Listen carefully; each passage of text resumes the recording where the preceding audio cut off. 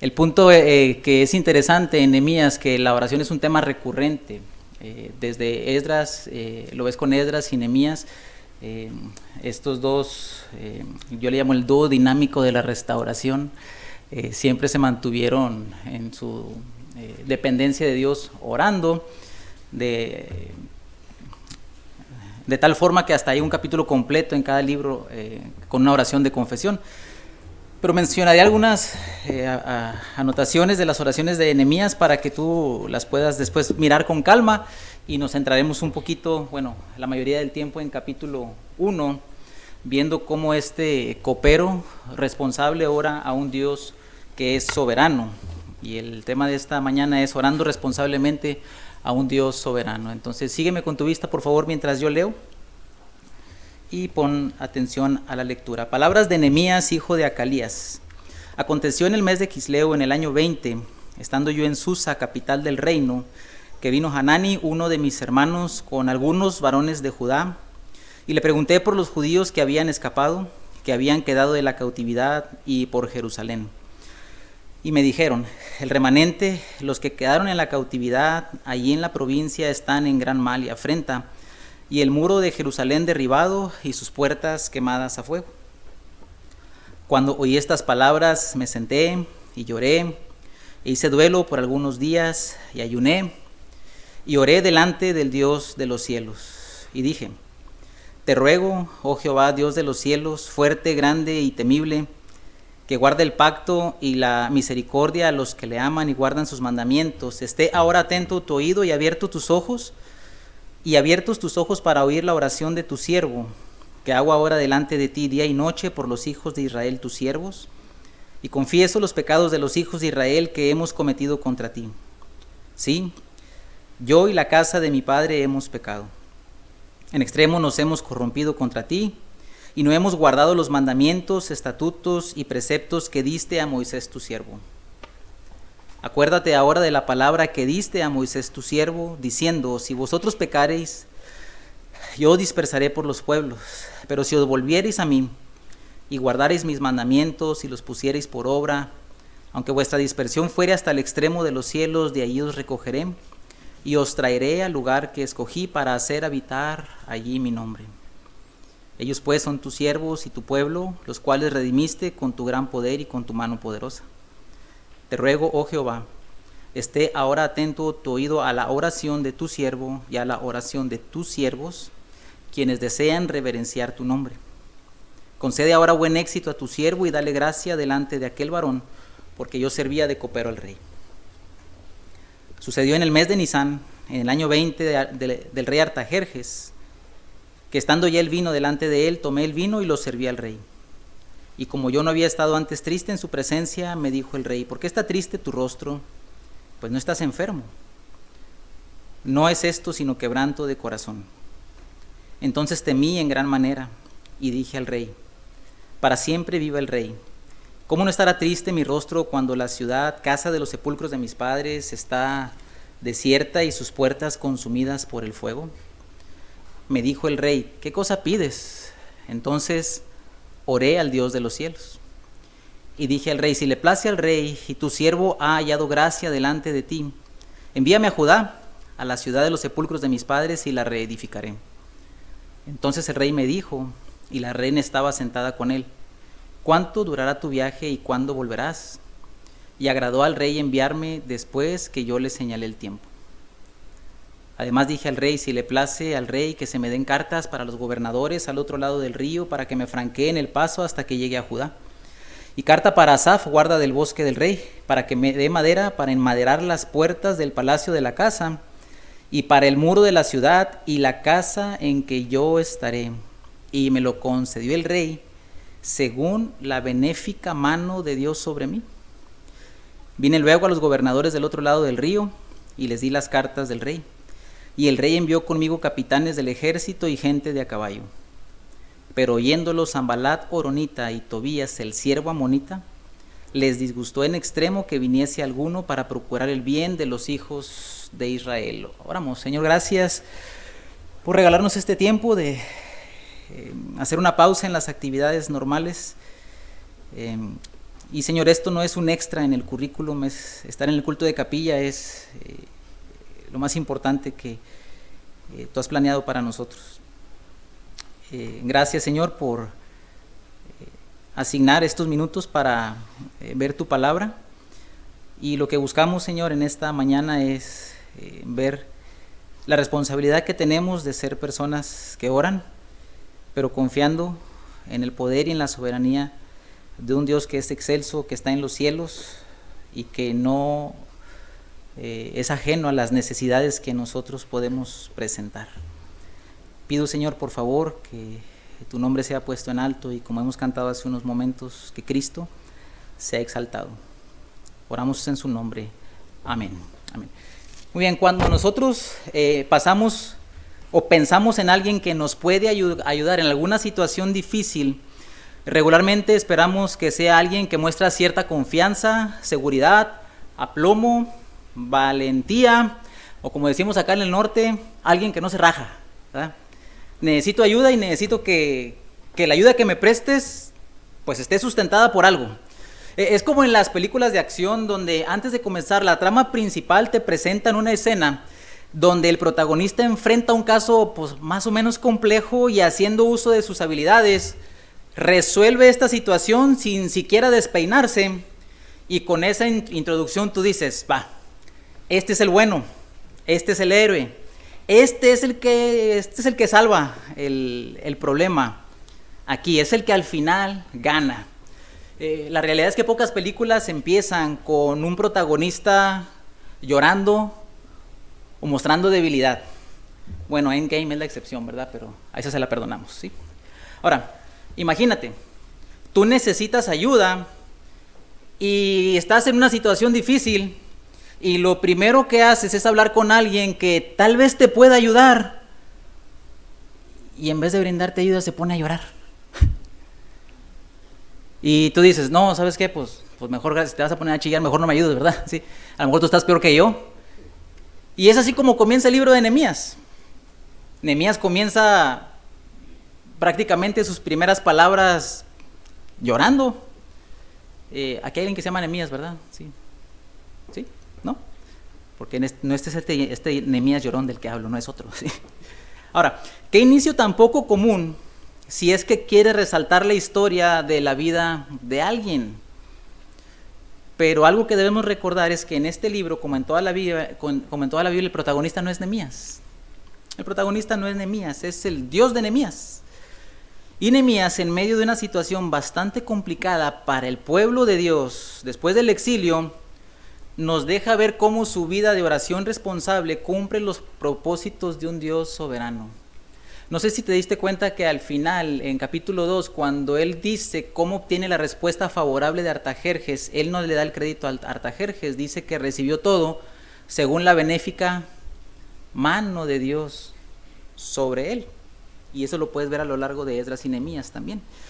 En todo el libro de Nehemías, la oración es constante y repetidamente mencionada, lo que nos habla del carácter piadoso, no perfecto, pero sí piadoso, de este singular copero, que era prácticamente la función que Nehemías estaba desempeñando en su estadía en Susa, capital del reino persa. Si te fijaste cómo terminó capítulo 1, ¿verdad? Porque yo servía de copero al rey. Nehemías era una especie de esclavo de clase alta, muy cercano al rey. Podía crearse con el rey una relación de confianza y de cierto compañerismo y contacto personal, porque Nehemías prácticamente tenía en sus manos la vida de Artajerjes. El trabajo del copero era mucho más que simplemente servir. No es como cuando tú vas al restaurante y el mesero te trae la comida. Él te la da y pues ya listo, tú confías, ¿verdad?, que no le echaron nada. Pero en la corte real el rey estaba en peligro, y una de las labores del rey del copero era asegurarse que la comida del rey estaba en buenas condiciones. Tenía que asegurarse que la copa no había sido envenenada. Así es que imagínate, la vida de Nehemías todos los días estaba en riesgo. Así es que si Nehemías probaba la comida y caía al piso echando espuma, pues ya, ni modo, ya, consíguete otro, ¿sí? Y el rey pues salvaguardaba su vida de esa manera. Sin embargo, en este tipo de relaciones había confianza, y tenemos a este singular copero siendo usado por Dios de manera soberana para cumplir sus propósitos. Es cierto que enfrentamos situaciones difíciles que hacen ver en nosotros nuestra debilidad o nuestra incapacidad de resolverlas, situaciones que presentan oprobio, vergüenza o temor o ansiedad, pero podemos orar con la realidad de que responsablemente oramos a un Dios que es soberano. Dios soberanamente cumple sus propósitos en su pueblo, y eso sigue siendo verdad hoy. Por tanto, tú debes orar con responsabilidad. Ahora, ¿dónde encontramos a Nehemías? En el contexto histórico. Encontramos a Nehemías sirviendo bajo el imperio persa. Él va a guiar, tú lees eso aquí en este libro, el tercer grupo de exiliados que van de regreso a Judá a reedificar específicamente los muros y a habitar la ciudad de Jerusalén. Antes de él, Zorobabel volvió con un primer grupo en 539 a.C. En 458, Esdras, el sacerdote erudito en la ley, guía un segundo regreso y aproximadamente 13 años después es que Nehemías recibe las noticias de cómo van las cosas con aquellos que regresaron antes que él, y es aquí donde comienza su historia. Y la comienza de una manera muy particular. Y encontramos en primer lugar orando a Nehemías, a un Dios soberano, orando responsablemente ante una necesidad. No sé si cuando leíste los primeros versículos te diste cuenta de la necesidad en que se encuentra el pueblo de Dios. Vamos a verlos ahí, por favor. Nota cómo comienza diciendo: palabras de Nehemías, hijo de Acalías. Aconteció en el mes de Quisleo, en el año 20, estando yo en Susa, capital del reino, que vino Hanani, uno de mis hermanos, con algunos varones de Judá, y le pregunté por los judíos que habían escapado, que habían quedado de la cautividad, y por Jerusalén. Entonces encontramos a Nehemías que está sirviendo tranquilamente en la corte como copero del rey, cuando algunos judíos vuelven a la capital, y entre ellos viene uno de sus hermanos que, por la distinción que hace de él en relación con algunos varones de Judá, dice: viene mi hermano, y algunos varones de Judá pudiera ser que es su hermano, algo así como su carnalito, porque en capítulo 7, versículo 1, lo vuelve a mencionar y le dice hermano. En 7.1 dice de Hanani, versículo 2, mandé a mi hermano Hanani, una relación filial, una relación familiar, más que simplemente un hermano de nación. Ahora, nota cómo Nehemías es quien inicia la conversación al preguntar por la gente de por allá. ¿Cómo está la gente? ¿Cómo está la raza por allá? ¿Qué informe me traes? Son personas que habían quedado de la cautividad, y seguramente algunos de los que habían vuelto en los regresos anteriores, y no sé si ves que la cosa no ha mejorado mucho o no va muy bien, que digamos. Mira la respuesta de Hanani, versículo 3, me dijeron: el remanente, los que quedaron de la cautividad, allí en la provincia están en gran mal y afrenta, y el muro de Jerusalén derribado y las puertas quemadas por el fuego. Han pasado muchos años desde el primer regreso y no ha habido mucho avance en la reconstrucción de los muros y de la ciudad, lo que implica que la ciudad está completamente desprotegida. Implica mucho más que solamente levantar los muros y la propia ciudad, por lo que implicaba para el pueblo de Dios esta ciudad capital de Jerusalén. Y el pueblo se encuentra en gran mal y afrenta.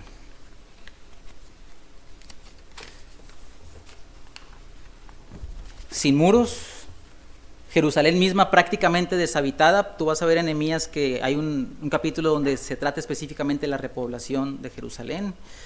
Y nota la respuesta que Hanani le da a Nehemías. La verdad es que estamos mal, la cosa no va bien, la situación no es la mejor. Ahora, imagínate si Hanani hubiera sido el cristiano promedio bautista que asiste cada domingo a la iglesia y le preguntas: Pablo, ¿qué hubo, hermano? ¿Cómo estás? ¿Qué tal tu relación con Dios? ¿Cómo va la cosa en la familia? O si te preguntan a ti: ¿cómo estás, hijo? ¿Cómo te fue esta semana con tu vida personal y devocional? ¿Cuál sería la respuesta tradicional que todos decimos? Bien. Bendecidos y en victoria, hermano. ¿Sí? Ahora, ¿es cierto?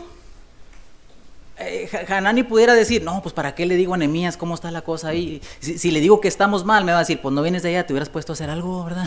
¿Sí? O sea, ya fuiste, ya viste, y vienes y me sales con que las cosas no están bien. Y muchas veces nosotros enfrentamos situaciones que dices, hermano, pues yo ni muros derribados, ni en gran mal, y afrenta, pero sabes que hay algo en tu corazón que muestra un derribadero de muros y quemazones de puertas. Puro desorden. Y la pregunta es, ¿cómo estás? ¿Cómo está la gente a tu alrededor? La oración de Nehemías viene después de informarse cómo está la situación de sus hermanos. Hanani da el reporte y Nehemías responde emocionalmente. Y qué interesante que Nehemías se muestra muy humano, nada adornado ni maquillado su carácter. Aquí lo ves llorando, en capítulo 2 lo ves temiendo, más adelante lo ves enojado y agarrando a patadas a la gente por cosas que no estaban haciendo, en capítulo 13. Y ante esta realidad profunda, Nehemías responde. No es el clásico cristiano ligero que le dicen cómo está la situación, dice, híjole, qué cosas, ¿no? Que las cosas están mal. Pues eso les manda por desobedientes, eso les pasa por desobedientes. ¿Quién les manda, no? No, pues ni modo, allá en Jerusalén las cosas no están bien, pues a ver si aprenden. O sea, aquí como quiera estamos orando, ¿no? Y no es lo que hace Nehemías. En un sentido, Nehemías le da color y forma a Gálatas 6:1, que dice, si alguno de vosotros fuere sorprendido en alguna falta, ustedes que son espirituales, ¿hacer qué? Ya me di cuenta cómo andan, ¿sí? Restáurenle con espíritu de mansedumbre, considerándote a ti mismo, no sea que tú seas tentado. Y también en 1 Corintios capítulo 12:26, donde dice que si un miembro del cuerpo se duele, ¿qué? Todos se duelen. A Nehemías le dolía a su pueblo. Ahora, muy seguramente Nehemías ni siquiera había habido antes. Tal vez Nehemías nació en los tiempos de la cautividad, pero era un judío que amaba la ciudad, que amaba a Dios, que amaba a su pueblo y que amaba la escritura, como veremos un poquito más adelante. Entonces, orando responsablemente en medio de una necesidad que es visible, y no hay ni una sola persona aquí que diga que no tiene necesidades. No hay una sola persona aquí que diga que no necesita informar de cómo está su situación por adentro. Tú y yo sabemos con qué luchamos, tú y yo sabemos qué nos entristece, tú y yo sabemos qué nos pone ansiosos, tú y yo sabemos qué nos hace pensar que ya no tenemos esperanza. Que vemos la situación que estamos enfrentando y vemos el muro derribado y la puerta quemada y dices, no, de esta ya nadie me saca, hermano. ¿Sí? ¿Y qué aprendemos de aquí? Dos cosas. Primero, sé honesto en cuanto a tu necesidad. Hanani no maquilló la situación de cómo estaba el pueblo. Si estás en oprobio y vergüenza o desanimado, luchando con tu pecado, no temas reconocerlo.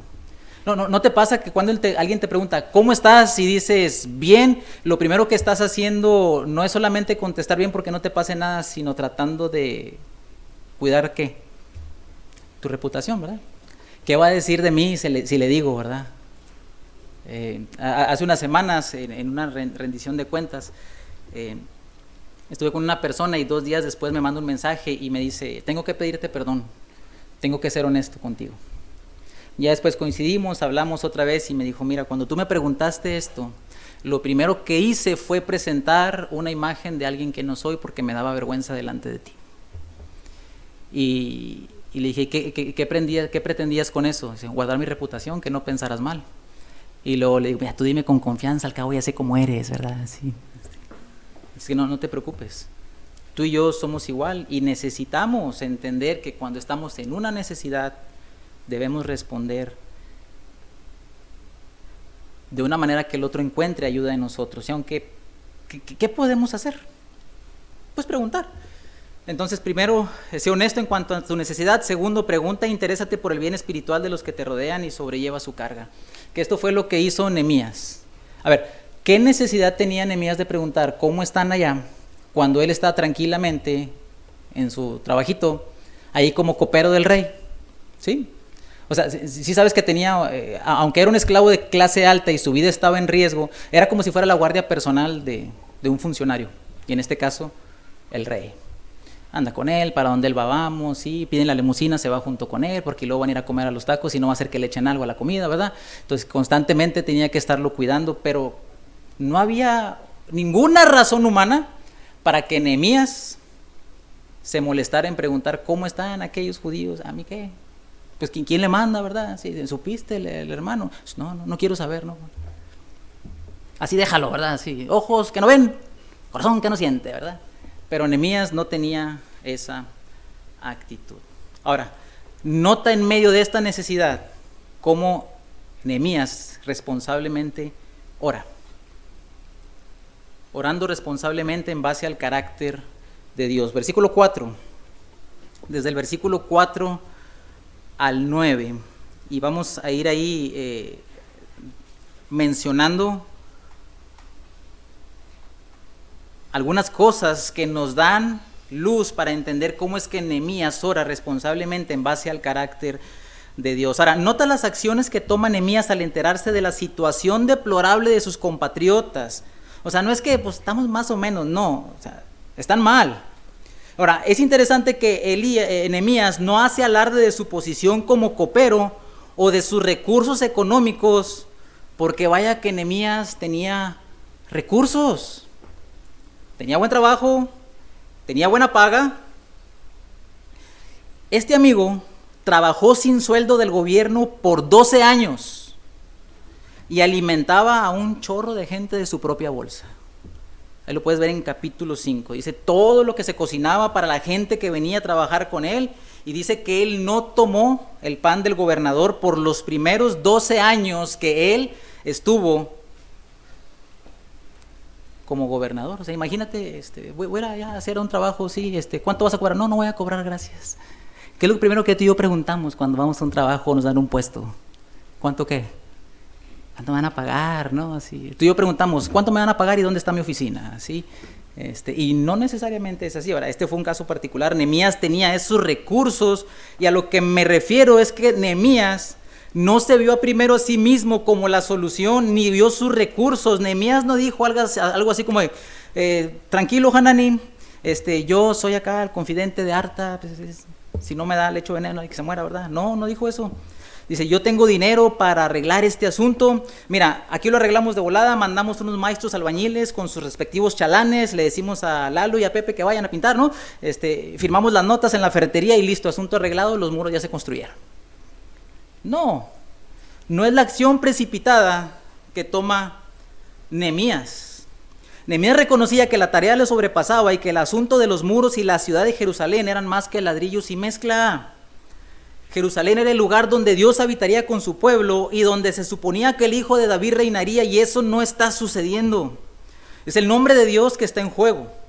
Así que Nehemías hace lo que todo creyente consciente de su debilidad e incapacidad debe hacer. ¿Notaste las acciones que tomó Nehemías? ¿Cómo dice? Me senté, lloré, hice duelo, ayuné y oré. No salió corriendo a buscar una solución. Algunas ocasiones eso es necesario, pero las más es lo siguiente: tranquilízate, está bien, se vale llorar, redirige tus afectos a Dios y ora.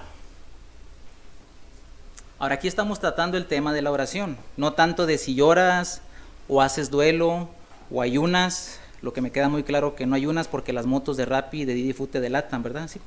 Pero veamos cómo ora Nehemías. Nehemías ora responsablemente en base al carácter de Dios, reconociendo la trascendencia de Dios. Mira cómo se dirige a Dios al final del versículo 4. Y oré delante del Dios, ¿de dónde? De los cielos. Delante del Dios de los cielos. Sí, la situación no es la mejor, pero Dios todavía sigue ¿dónde? En los cielos. Aquí Nehemías no solamente reconoce que Dios sigue en el cielo, sino que es fuerte, grande y temible. Mira versículo 5, y te ruego, oh Jehová, Dios de los cielos, fuerte, grande y temible. Y aquí Nehemías está reconociendo lo excelso de Dios, su superioridad y su poder. Al llamarlo Dios de los cielos, está reconociendo que Dios está por encima de cualquier rey terrenal y de cualquier situación. Si es cierto, yo estoy bajo Artajerjes, pero Dios es Dios de los cielos. Sí, Jerusalén está derribada, pero tú sigues en el cielo. Y cuando tú oras en base al carácter de Dios y ves al Dios de los cielos, las cosas cambian en la perspectiva. Algunos de ustedes han viajado en avión, eso es muy, muy sabido.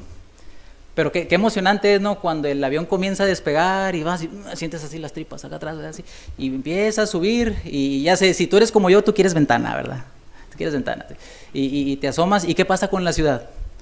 Se empieza a hacer como chiquita, chiquita, ya vas allá arriba y ves el puntito allá, mero abajo, porque tú estás viéndolos desde una perspectiva alta y cualquier cosa que mires abajo, ¿cómo se ve? Chiquita, ¿verdad? Tú bajas y ni te ves en lo grande de la ciudad. Cuando tú ves desde la perspectiva de Dios, tu situación cambia. Porque para Dios cualquier problema grande de su perspectiva es pequeñito.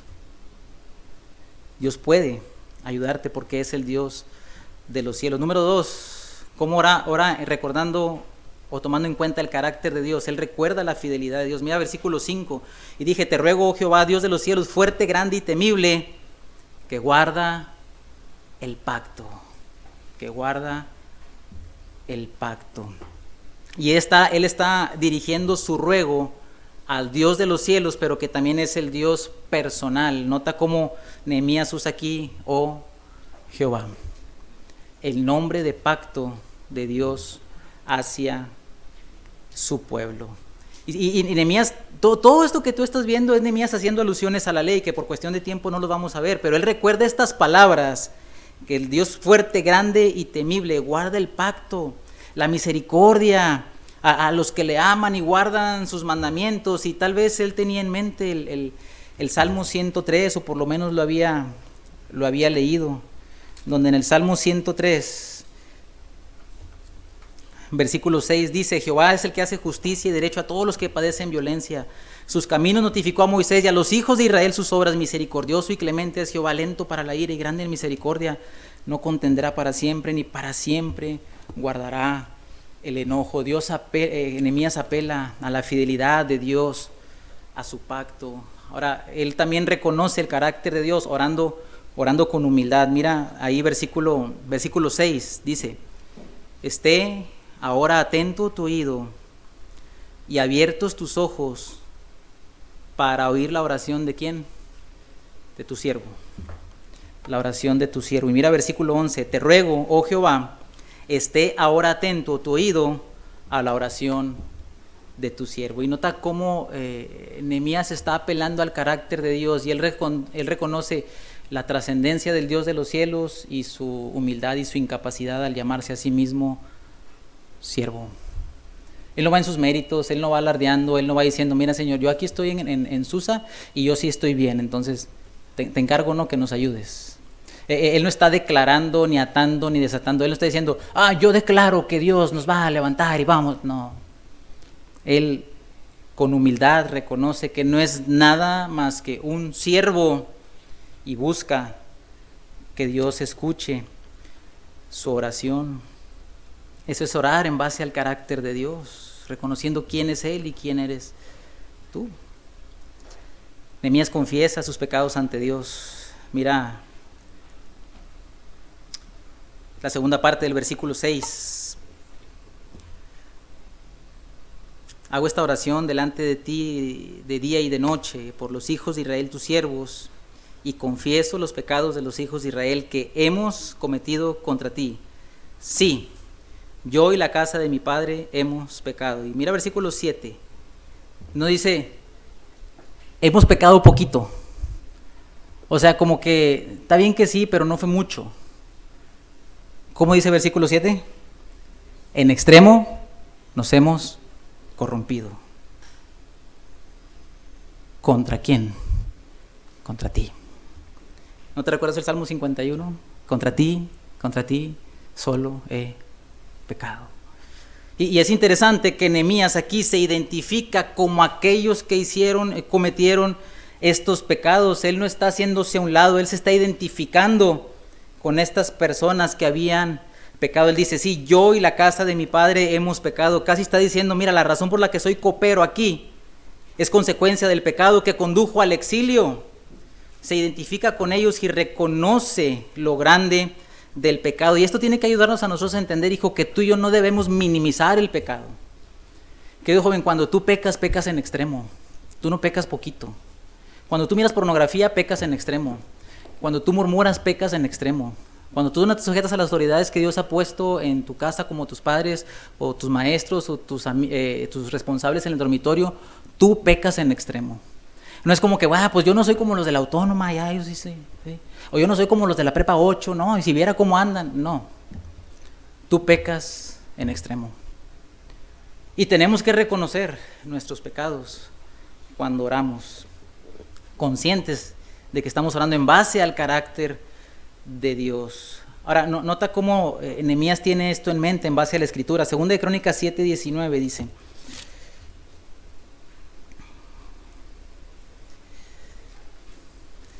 mas si vosotros os volviereis y dejareis mis estatutos y mandamientos, estoy en Segunda de Crónicas 7:19, que he puesto delante de vosotros, y fuereis y sirviereis a dioses ajenos y los adorareis, yo os arrancaré de mi tierra que os he dado, y esta casa que he santificado a mi nombre, yo la arrojaré de mi presencia, y la pondré por burla y escarnio de los pueblos. Ahora, nota que Nehemías no está echándole la culpa a Babilonia. No está diciendo, pues Nabucodonosor vino. No, él está diciendo, ¿nosotros qué? Nosotros hemos pecado. Estamos en el exilio, estamos como estamos por causa de nuestro pecado. Y oramos en base al carácter de Dios, porque la oración de Nehemías está informada por la palabra de Dios, y eso le da sentido a todo lo que hemos venido diciendo en este segundo punto. La oración de Nehemías está informada por la palabra de Dios. Mira versículos 8 y 9. Versículos 8 y 9 dice: acuérdate ahora de la palabra que diste a Moisés tu siervo. ¿Dónde dio Dios esa palabra a Moisés? La ley, el Pentateuco. Él está apelando a lo que Dios ya ha dicho. Tú dijiste, si vosotros pecareis, yo os dispersaré por los pueblos, pero si os volviereis a mí, guardareis mis mandamientos y los pusiereis por obra, aunque vuestra dispersión fuere hasta el extremo de los cielos, aunque parece que no tienes esperanza, de allí te voy a recoger y te traeré al lugar que escogí para habitar allí mi nombre, esto es a Jerusalén. Y si tu Biblia es como la mía, allá abajito tienes dos referencias, tienes Levítico 26:33 y Deuteronomio 30 del 1 al 5, de donde Nehemías está tomando estas palabras para orar a Dios. Cuando le dice acuérdate, no es que ya se le olvidó, o sea, Dios, se te habrá olvidado lo que dijiste, no, sino está pidiendo que actúe en base a lo que Él ha dicho. Esto es orar Biblia. Y mira como ejemplo 2 de Crónicas 7:19, 2 de Crónicas, sería 6:35. En 6:35 dice: tú oirás desde los cielos su oración y su ruego y ampararás su causa. 36, si pecaren contra ti, pues no hay hombre que no peque, y tú tampoco, y te enojares contra ellos y los entregares delante de tus enemigos para que los tomaren,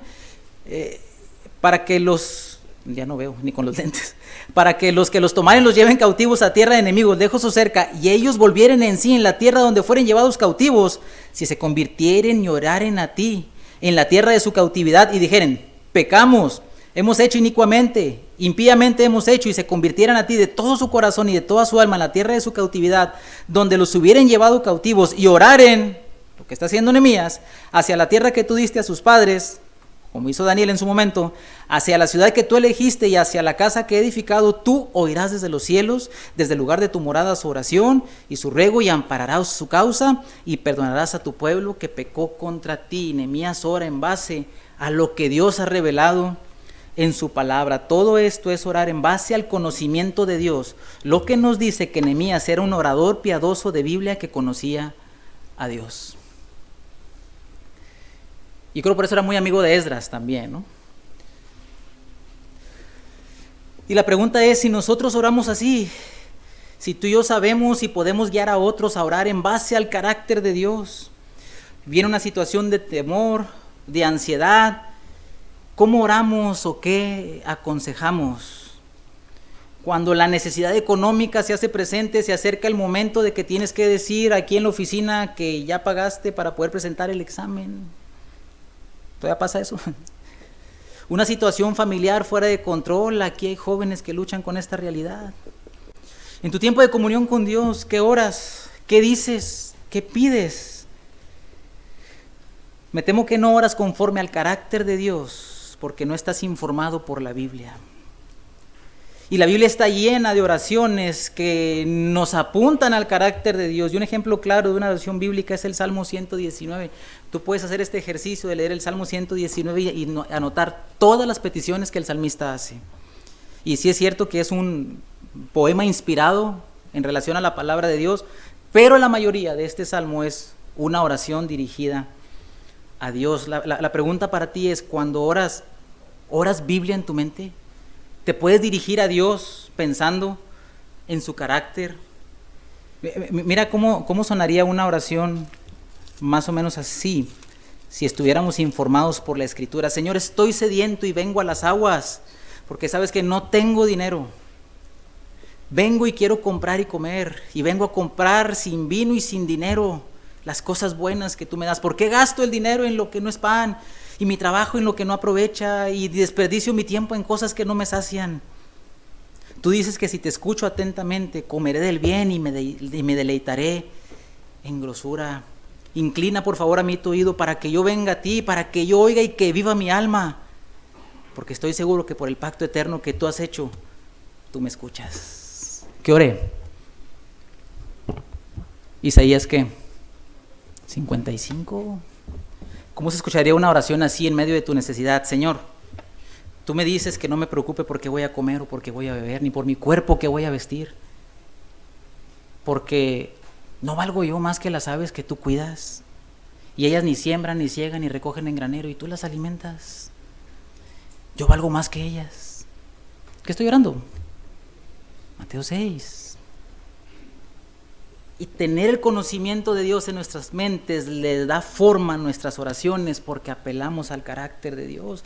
Las oraciones de Pablo la semana pasada aquí nos enseñaron eso. Nehemías ora en base al carácter de Dios. Terminamos ya rápido, el tiempo corrió. Hemos dicho que Dios es soberano para cumplir sus propósitos, y nosotros debemos orar responsablemente. Debemos orar responsablemente ante una necesidad, y debemos orar responsablemente en base al carácter de Dios. Pero hay una manera más en que oramos responsablemente mientras confiamos en esa soberanía. Oramos responsablemente involucrando a otros. Viste versículos 10 y 11, donde dice: ellos pues son tus siervos y tu pueblo, los cuales redimiste con tu gran poder y con tu mano poderosa. Te ruego, oh Jehová, esté ahora atento tu oído a la oración de tu siervo y a la oración de tus siervos, plural, quienes desean reverenciar tu nombre.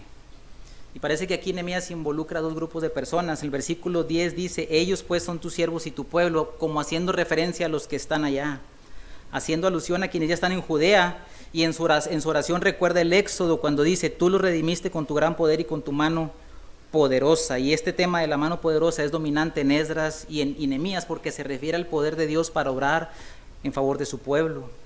Y ahora en versículo 11 parece hablar de un grupo de personas que está cercano a él, porque por lo menos él no sabe de los de allá, pero de esto sí sabe que están orando.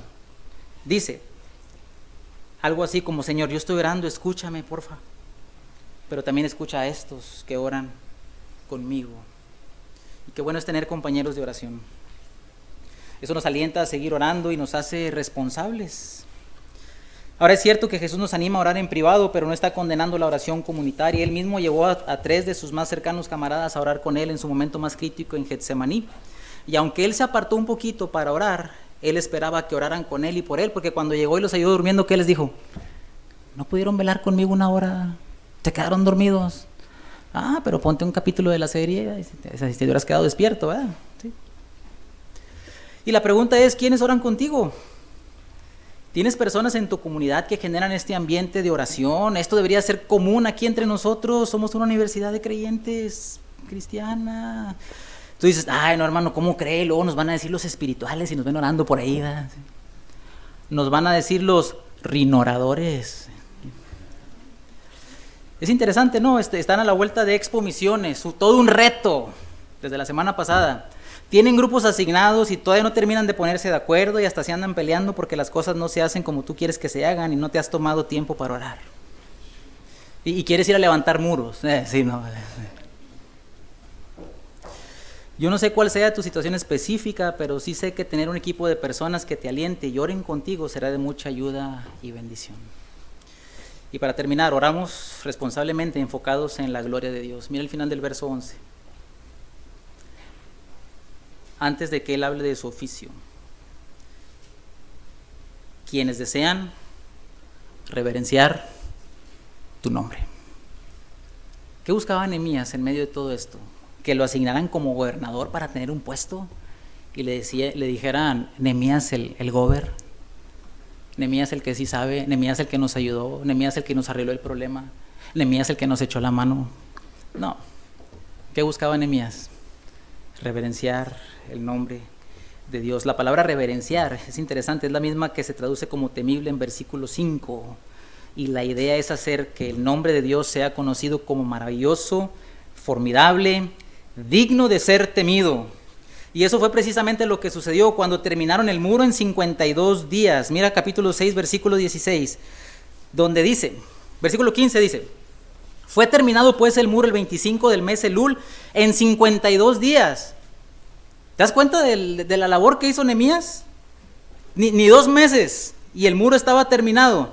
Y Nehemías podría decir, terminamos en 2 meses, ¿vieron? O sea, nomás llegué yo y les arreglé su asunto. Pero no. Mira cómo dice el versículo 16. Y cuando lo oyeron todos nuestros enemigos, temieron todas las naciones que estaban alrededor de nosotros y se sintieron humillados y conocieron que por nuestro Dios había sido hecha la obra. Cuando Dios responde, es Dios quien se lleva la gloria. Señor, tu nombre es tu carácter, es tu causa. En palabras de Jesús, Padre nuestro que estás en los cielos, ¿te acuerdas? Santificado sea tu nombre. Cuando oramos buscamos que el nombre de Dios sea exaltado y la causa de Cristo avance. Y puede ser que la respuesta no sea la que queremos o creemos que necesitamos o merecemos, pero estaremos plenos y confiados si anhelamos reverenciar el nombre de Dios. Ahora, cuando llegamos al capítulo 2, ¿Nehemías sabía que Artajerjes le iba a dar permiso? ¿No, verdad? Tú y yo leemos y, mira, sí le dio permiso. Y la razón por qué decimos esto es que cuando el rey se da cuenta que Nehemías está triste, cosa que no debía ser un funcionario público delante del rey, Nehemías dice que teme. El rey le pregunta, ¿qué necesitas? Y él dice que en ese momento ora a Dios. Ahora, tú y yo regularmente queremos oraciones tipo Nehemías, ¿no? Así como que, ¿qué necesitas? Ay, sí, ahí te encargo, sí. Pero entre capítulo 1 y capítulo 2 hay 4 meses. Nehemías se mantuvo por lo menos orando 4 meses y esperando esta oportunidad. Nehemías define el éxito en cumplir los propósitos de Dios para su vida. Cuando él obtiene la respuesta favorable a su oración, le da crédito a Dios, no a Artajerjes ni a sí mismo. Ahora, ¿viste todo lo que le dieron a Nehemías? Le dieron permiso para ir, le dieron materiales, le proveyeron guardia de seguridad, le proveyeron transporte. Y luego Nehemías dice, esto está bien interesante, ¿no? Fíjate ahí en capítulo 2.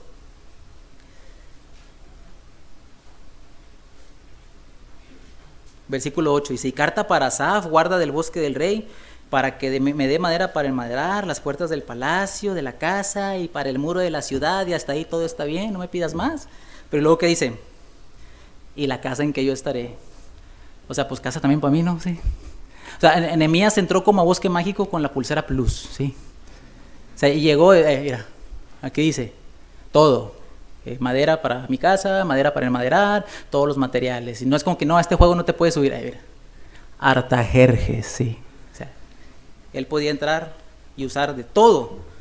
Y nota que él dice que esto fue según la benéfica mano de Dios sobre él. Dios soberano cumpliendo sus propósitos a través de un hombre que ora responsablemente. Querido joven, tú puedes orar al Dios de los cielos por la obra de Cristo a tu favor. Puedes orar por tu situación, puedes orar por tus necesidades, puedes orar por otros y con otros si estás en una relación de pacto con Jesús. En Jesús vemos a aquel que ama a su pueblo y se duele por Jerusalén, Jerusalén, que matas a los profetas y apedreas a los que te son enviados. Intercede por Jerusalén, pero Jesús nos promete una mejor Jerusalén. En Jesús encontramos respuesta, no en el trono de Artajerjes, encontramos respuesta en el trono de la gracia.